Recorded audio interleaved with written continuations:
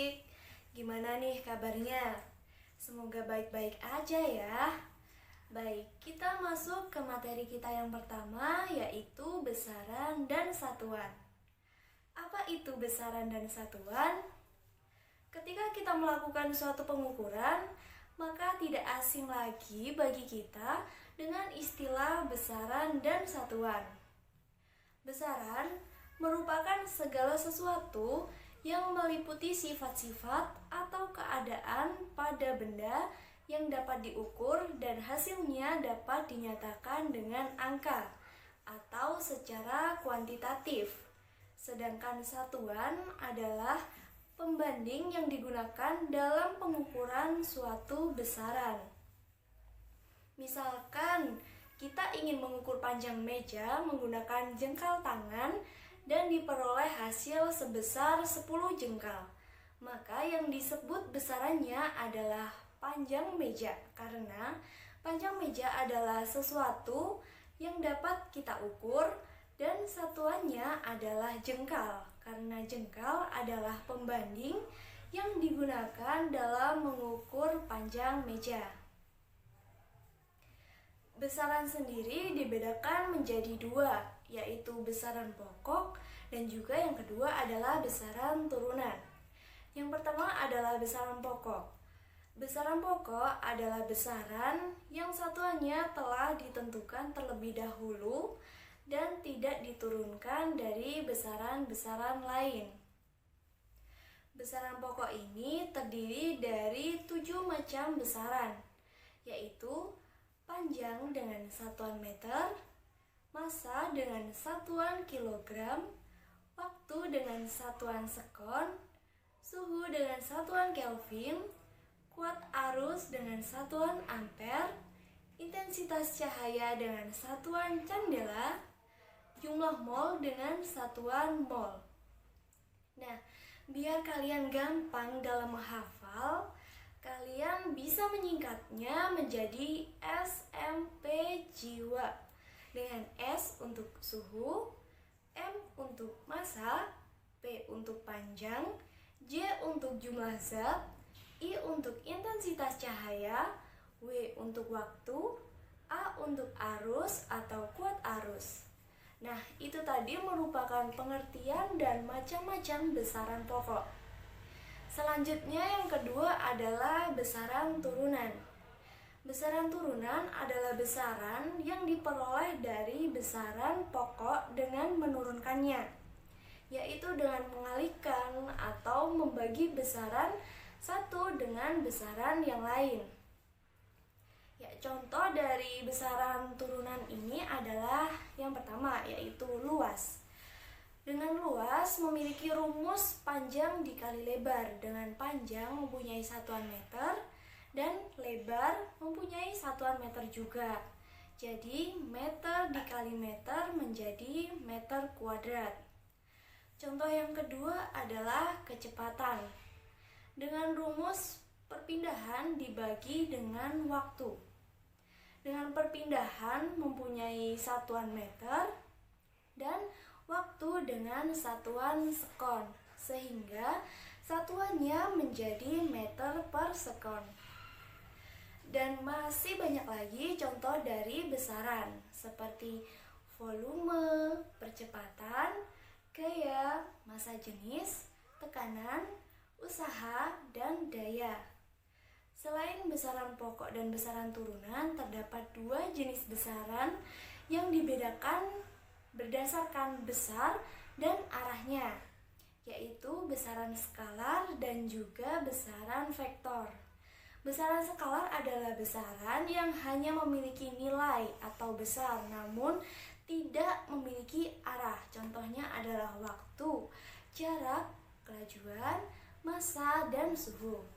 Sedangkan besaran vektor adalah besaran yang memiliki nilai atau besar dan memiliki arah.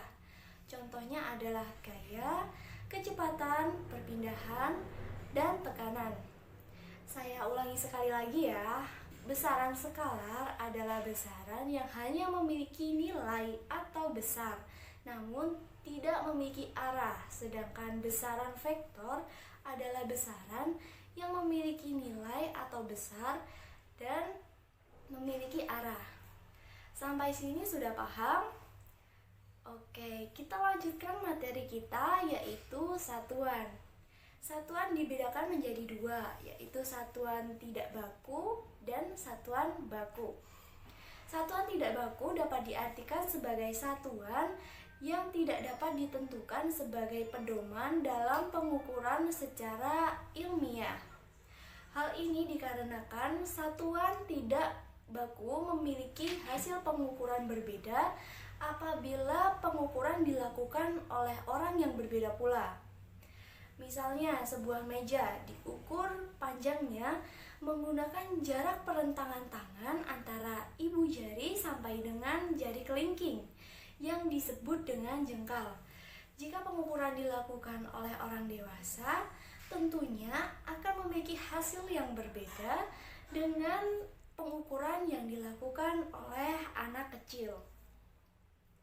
Contoh lain satuan tidak baku adalah depa, hasta, kaki, dan lengan. Satuan tidak baku tidak dapat digunakan secara universal karena menghasilkan hasil pengukuran yang berbeda.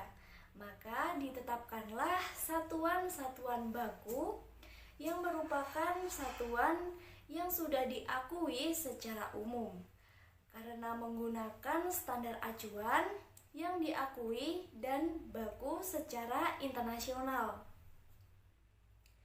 Satuan baku artinya tidak berubah-ubah terhadap perubahan waktu, tempat, atau keadaan lainnya. Sistem satuan yang digunakan dalam fisika adalah sistem MKS atau meter, kilogram, sekon, atau sistem internasional atau SI. Satuan-satuan seperti inci, kaki, yard, pound, libus, mil, depa, hasta, dan lain-lain tidak digunakan walaupun dalam teknik atau kehidupan sehari-hari masih dijumpai. Baik, kita sudah menyelesaikan materi seputar besaran dan satuan. Semoga apa yang saya sampaikan bisa bermanfaat buat kalian. Terima kasih. Wassalamualaikum warahmatullahi wabarakatuh. Assalamualaikum warahmatullahi wabarakatuh. Halo teman-teman, Kak Yeni di sini dan kita akan melanjutkan pembahasan kita mengenai bab pengukuran. Sadar gak sih kalau kita ternyata sering loh melakukan kegiatan mengukur? Salah satu contohnya adalah ketika kita mengukur tinggi badan kita menggunakan meteran. Nah, pada kegiatan tersebut ternyata kita sudah melakukan pengukuran loh, yaitu proses membandingkan suatu besaran yang diukur menggunakan besaran lain. Berdasarkan besaran lain yang digunakan sebagai pembanding dalam pengukuran, ternyata pengukuran dibedakan menjadi dua, yaitu pengukuran baku dan juga pengukuran tidak baku. Pengukuran baku merupakan pengukuran di mana besaran yang digunakan sebagai pembanding merupakan besaran yang dapat digunakan secara universal atau tidak berubah-ubah.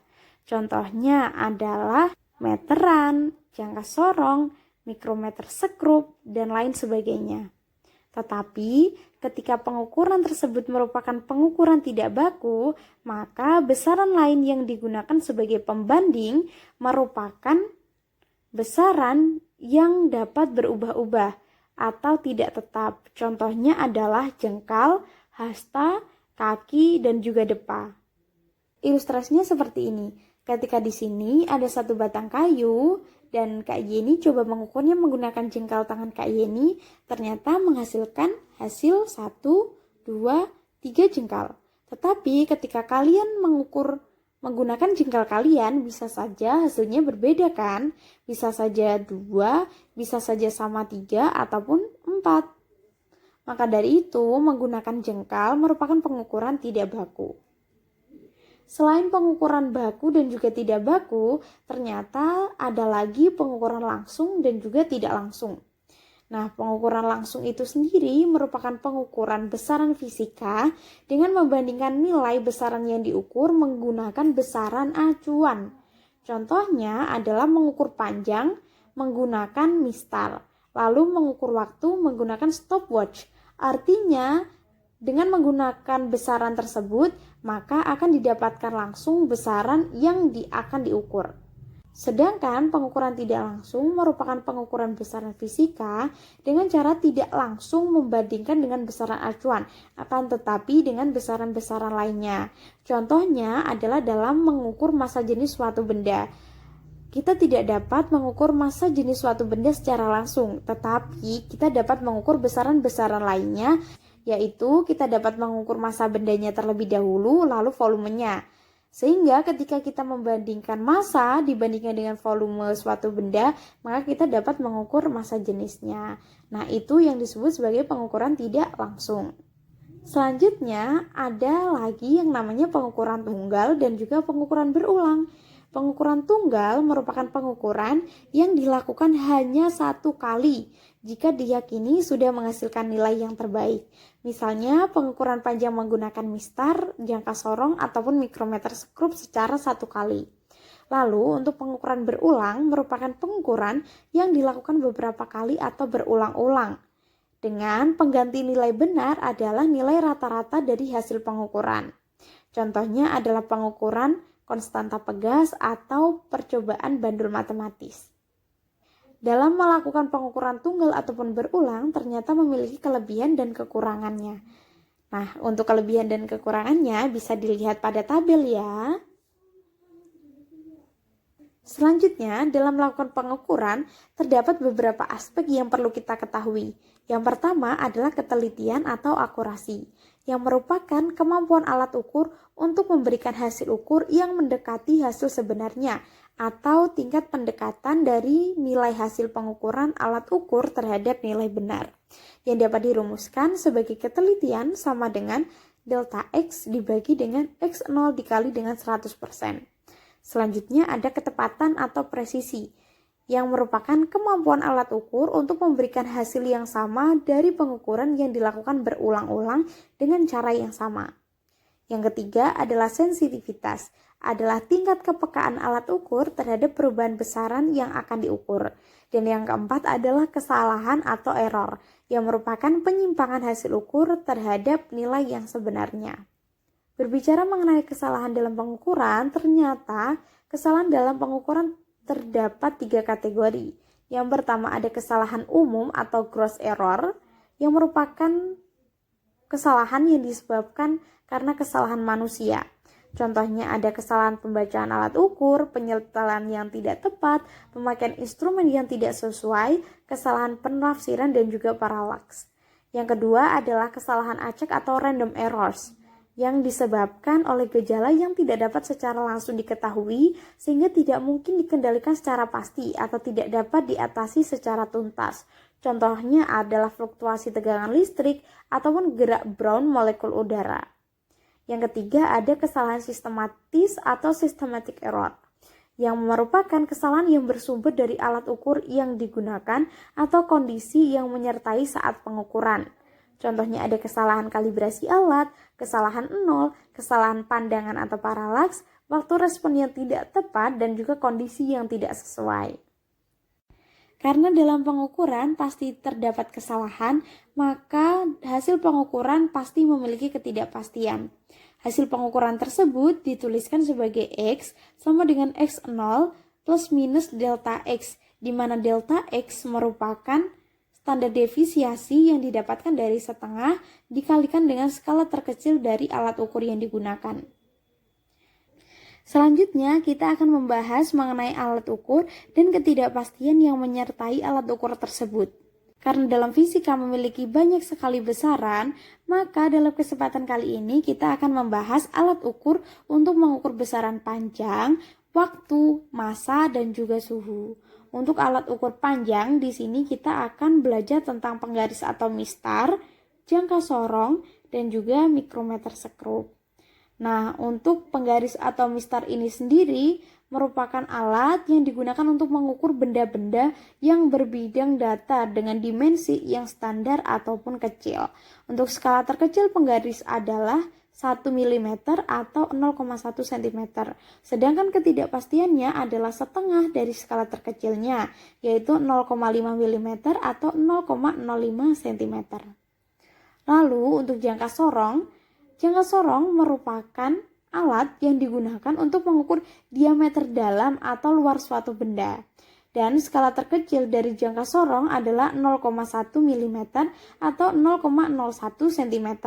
Sedangkan ketidakpastiannya adalah setengah dari skala terkecilnya, yaitu 0,05 mm atau 0,05 cm. Untuk gambar dari jangka sorong bisa dilihat di sini ya. Selanjutnya, alat ukur panjang adalah mikrometer sekrup yang sering digunakan untuk mengukur diameter atau ketebalan suatu benda yang ukurannya kecil. Untuk skala terkecilnya adalah 0,01 mm atau 0,01 cm. Sehingga ketidakpastiannya adalah 0,05 mm atau 0,005 cm. Jadi, mikrometer sekrup merupakan alat ukur yang tingkat ketelitiannya tertinggi di antara jangka sorong dan juga mistar. Untuk gambar dari mikrometer sekrup bisa dilihat di sini ya. Selanjutnya kita akan next untuk membahas alat ukur massa. Nah, alat ukur massa itu sendiri sering disebut sebagai neraca atau timbangan. Adapun neraca yang biasa digunakan di laboratorium fisika yaitu ada neraca digital, neraca Ohaus, dan juga neraca pegas. Untuk skala terkecil dari neraca digital atau neraca Ohaus adalah 0,01 gram, sehingga ketidakpastiannya adalah 0,005 gram. Selanjutnya adalah alat ukur waktu yang biasa kita gunakan yaitu stopwatch. Nah, stopwatch itu sendiri terdapat stopwatch digital dan juga stopwatch analog. Untuk skala terkecilnya adalah 0,1 sekon, sehingga ketidakpastiannya adalah 0,05 sekon. Dan yang terakhir adalah alat ukur suhu, yaitu kita sebut sebagai termometer. Di mana suhu ini dapat terkonversi menjadi 4 satuan, yaitu Celsius, Fahrenheit, Kelvin, dan juga Reaumur. Dan termometer ini sendiri terdapat 3 macam, yaitu ada termometer klinis yang digunakan untuk mengukur suhu tubuh manusia, termometer dinding yang digunakan untuk mengukur suhu ruangan, dan juga termometer laboratorium yang digunakan untuk keperluan sains atau penelitian. Nah, itu tadi pembahasan kita mengenai pengukuran dan juga alat ukur. Yuk kita next ke pembahasan selanjutnya. Terima kasih dan juga semoga bermanfaat. Wassalamualaikum warahmatullahi wabarakatuh. Assalamualaikum warahmatullahi wabarakatuh. Teman-teman semuanya, kita akan belajar tentang angka penting dalam fisika. Oke, jadi angka penting adalah hasil pengukuran yang terdiri atas angka-angka pasti dan juga angka taksiran. Contohnya seperti apa? Contohnya 0,0035 itu memiliki 3 angka penting. Kenapa kok 3? Padahal di situ kan ada 5 angka. Nah, kita bahas. Yang pertama adalah ada yang namanya aturan dalam angka penting. Aturan angka penting yang pertama, semua angka yang bukan 0 adalah angka penting. Contohnya 12,412 itu berapa angka penting? Ada 5 karena semua angka bukan 0 adalah angka penting. Yang kedua, semua angka 0 yang terletak di antara angka-angka bukan 0 adalah angka penting. Nah, jadi contohnya jika ada angka 8000,108, maka di situ kan ada 7 angka. Jadi dianggap 7 angka penting. Karena 0 yang ada di tengah-tengah itu tetap dianggap sebagai angka penting. Yang ketiga, semua angka 0 yang terletak di belakang angka bukan 0 dalam desimal adalah angka penting. Contohnya 2,00. 2,00 ini 0 tetap dianggap sebagai angka penting karena di belakang desimal. Jadi 2,00 adalah 3 angka penting. Yang keempat, angka 0 di sebelah kanan angka penting bukan 0 tetapi tanpa tanda desimal bukan angka penting kecuali ada tanda khusus seperti garis bawah. Contohnya 2400. Di situ ada 4 angka harusnya, tapi yang dianggap angka penting hanyalah 2, yaitu 2 dan 4. Jadi 2400 memiliki 2 angka penting. Yang kelima, angka 0 yang berada di sebelah kiri angka bukan 0 adalah bukan angka penting. Contohnya 0,000023. Nah, itu yang dianggap sebagai angka penting hanyalah 223 saja. Jadi angka pentingnya ada 3. Oke. Kita lanjut ke pembulatan. Di angka penting kita perlu pembulatan untuk perhitungan angka pentingnya. Yang pertama, angka yang lebih dari 5 dibulatkan ke atas. Dan jika angka yang kurang dari 5 dibulatkan ke bawah. Contohnya 26,38. Karena dia memiliki angka lebih dari 5 yang paling belakang, jadi dibulatkan menjadi 26,4. Sedangkan jika 45,12 maka dibulatkan menjadi 45,1 karena angka 2 kurang dari 5. Yang kedua, jika angka tepat 5, maka dilihat dari angka sebelumnya. Jika angka sebelumnya ganjil, maka dibulatkan ke atas. Jika sebelumnya angkanya adalah genap, maka dibulatkan ke bawah. Contohnya 90,35 karena dia 3, angka 3, 90,35, 3-nya adalah angka ganjil, maka dibulatkan ke atas jadi 90,4. Sedangkan jika 56,45 karena 4 merupakan angka genap, dia dibulatkan menjadi 56,4. Begitu. Selanjutnya yakni perhitungan angka penting. Perhitungan itu di dalam angka biasanya ada penjumlahan, pengurangan, perkalian, pembagian, dan juga akar dan pangkat. Nah, yang pertama kita bahas dulu tentang penjumlahan dan pengurangan pada angka penting. Hasil penjumlahan atau pengurangan hanya ada satu angka penting di belakang desimal, atau bisa juga menggunakan jumlah angka penting di paling sedikit di belakang koma atau di belakang desimal. Jika 12,54 ditambah 33,1 ditambah 6,31, maka perhitungannya menjadi, karena jika dihitung hasilnya akan menjadi 51,95, dan kita tahu bahwa jumlah angka penting paling sedikit adalah 3 angka penting, maka penjumlahan tersebut dibulatkan menjadi 52,0 karena tadi 51,95. Agar menjadi 3 angka penting kita jadikan 52,0. Kemudian perkalian. Jadi penulisan hasil perkalian atau pembagian, ya ini perkalian dan pembagian hampir sama ya. Tadi penjumlahan dan juga pengurangan juga sama. Jadi penulisan pada hasil perkalian ataupun pembagian berdasarkan angka penting, maka jumlah angka pentingnya sama dengan jumlah angka penting yang paling sedikit dari bilangan-bilangan yang dioperasikan. Hampir sama dengan penjumlahan dan pengurangan tadi. Contohnya seperti ini. Jika hasil perkalian dari 2,50 dikalikan 3,125, maka karena 2,50 adalah 3 angka penting dan 3,125 adalah 4 angka penting, nanti hasilnya harus menggunakan 3 angka penting. Dan hasil dari perkalian ini didapatkan 7,8125. Maka hasil perkaliannya dibulatkan menjadi 7,81 dengan 3 angka penting. Lanjut ke pangkat dan juga akar. Pangkat dan juga akar ini penulisan hasilnya dalam angka penting memiliki jumlah angka penting yang sama dengan jumlah angka penting yang dioperasikan. Misalnya, berapakah hasil dari akar 3,24? Karena akar dari 3,24 adalah 1,8, ya sudah, itu adalah hasil sesuai dengan belum sesuai dengan angka penting. Gimana dengan jika diubah ke angka penting? Dia harus sama karena tidak tadi soalnya 3,24 memiliki 3 angka penting, maka kita harus mengubahnya menjadi 3 angka penting.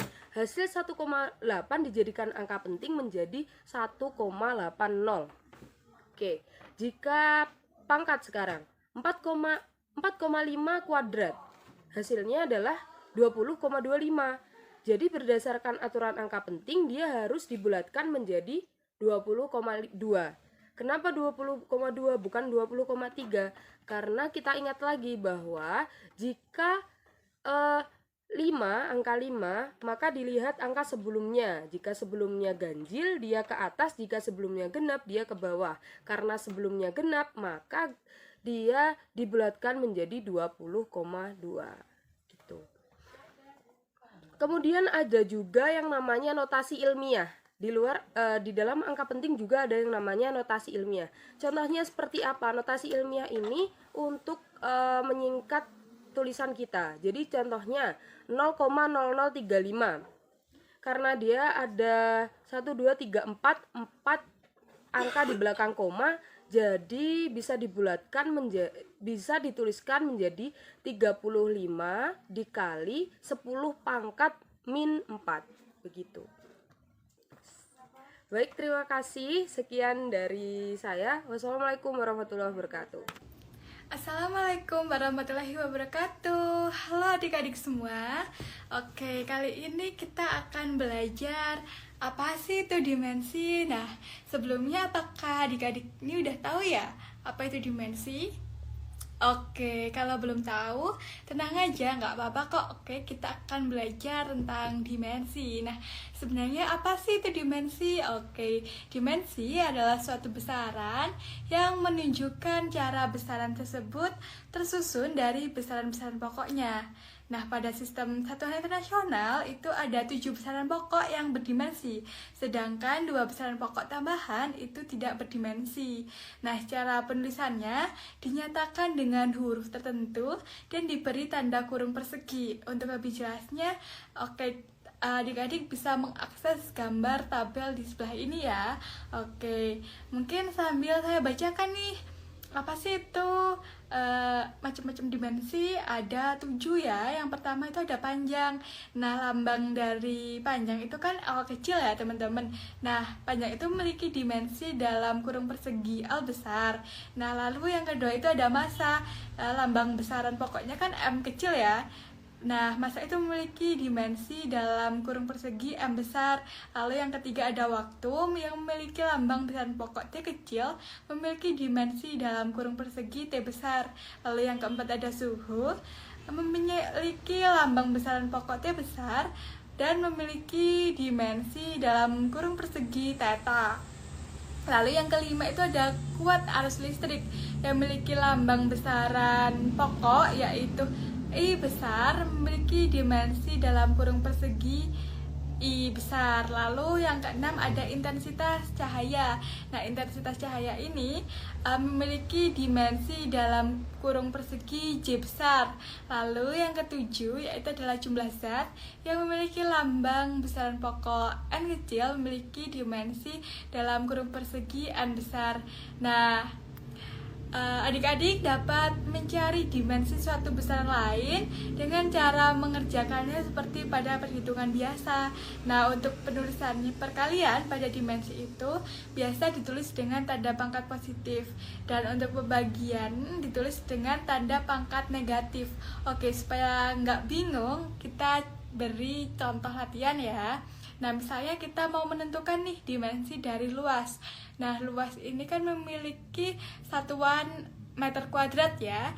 Nah, rumus dari kita mencari luas yaitu panjang kali lebar.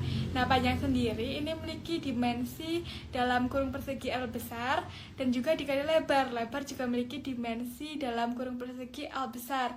Nah, maka dimensi dari luas yaitu dalam kurung persegi L besar kuadrat, seperti itu ya. Nah, contoh yang kedua nih, misalnya kecepatan itu memiliki satuan meter per sekon.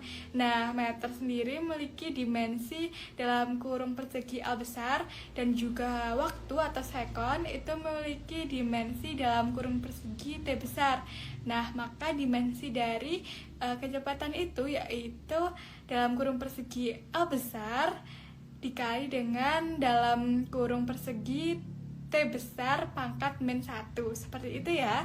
Saya harap teman-teman di sini udah pada paham nih mengenai dimensi, dan juga adik-adik atau teman-teman bisa berlatih soal ya. Oke, nah Kak, kegunaan dari dimensi itu apa sih? Oke, kegunaan dari dimensi itu ada dua, yaitu untuk analisis dimensional dan juga untuk menunjukkan kesetaraan beberapa besaran. Nah, salah satunya itu untuk menentukan satuan dari besaran dan turunan dengan memperhatikan dimensi besaran tersebut. Lalu yang kedua, selain digunakan untuk mencari satuan, dimensi juga dapat digunakan untuk menunjukkan kesetaraan beberapa besaran yang terlihat berbeda. Oke, mungkin pembelajaran kita cukup sampai di sini dulu ya. Untuk teman-teman jangan lupa dan untuk terus berlatih soal dan mengasah kemampuan. Mari kita diskusikan lebih lanjut di pertemuan-pertemuan selanjutnya. Oke, sekian, semoga ilmunya dapat bermanfaat. Wassalamualaikum warahmatullahi wabarakatuh.